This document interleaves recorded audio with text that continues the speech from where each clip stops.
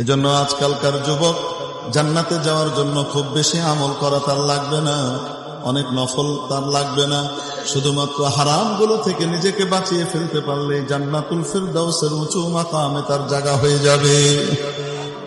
ইত্তাকিল মাহারিমা তাকুন আবাদান নাস, তাহলে তুমি বড় ইবাদতকারী হিসেবে গণ্য হবে।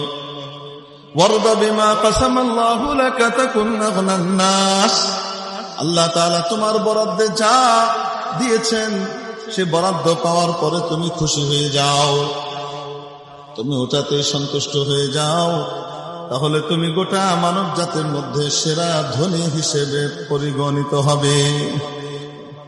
সেরা ধনী, ধনীকে যার অভাব নাই, তাই না? কেন ধনীকে যার কি নাই? অভাব দুই রকম, এক রকমের অভাব ধনের অভাব, আরেক রকমের অভাব মনের অভাব। বলেন না কেন? হাজার হাজার হাজার লক্ষ কোটি বিলিয়ন ডলারের মালিক হওয়ার পরেও তার স্বাদ মিটতেছে না, তার আরো লাগবে, আরো লাগবে, আরো লাগবে। তো সে কি বলেন হাজার কোটি টাকার মালিক হওয়ার পরেও আসলে কি অভাব মুক্ত হয়েছে, না এখনো অভাবই আছে?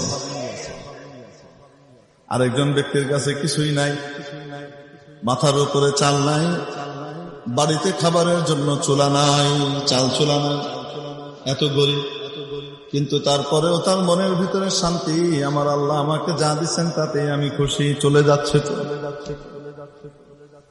এই দুনিয়াতে কয়দিন থাকবো? এখানে তো বেশি দিন থাকবো না, আসল জগৎ সামনে আছে। অতএব আল্লাহ আমাকে যা দিয়েছেন তাতেই আমি খুশি, আমার অনেক ধন দৌলতের দরকার নাই।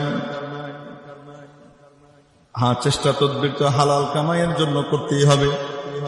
চেষ্টা তদবির করার পরে, হালাল উপায়ে চেষ্টা করার পরে বরাদ্দে যা আসে, কপালে যা আসে, ভাগ্যে যা আসে সেটার উপরেই খুশি হয়ে যাওয়া। কি অর্থ? তোমার আরেক ভাই 1 ঘন্টা কষ্ট করে 10,000 টাকা কামায়, আর তুমি 10 দিন চেষ্টা করে 1,000 টাকা কামাও। তুমি তাকে নিয়ে হিংসা করো না, কারণ বন্টনটা করেছেন কে? আরো আস্তে কে করেছেন? অনাস্থা জানিও না, ওনার বন্টনের উপর অনাস্থা জানিও না, বরং তুমি খুশি থাকো, আমার আল্লাহ তাকে যা দিয়েছেন তাতে আমার কোনো অসুবিধা নাই, আমাকে যা দিয়েছেন তার উপরে আমি খুশি, তার উপরে কোনো হিংসা আমার নাই, তার সাথে কোনো হিংসা নাই। তাহলে বলেন দেখি, মনে শান্তি থাকবে কি থাকবে না? কিছু না থাকলেও মনের মধ্যে শান্তি।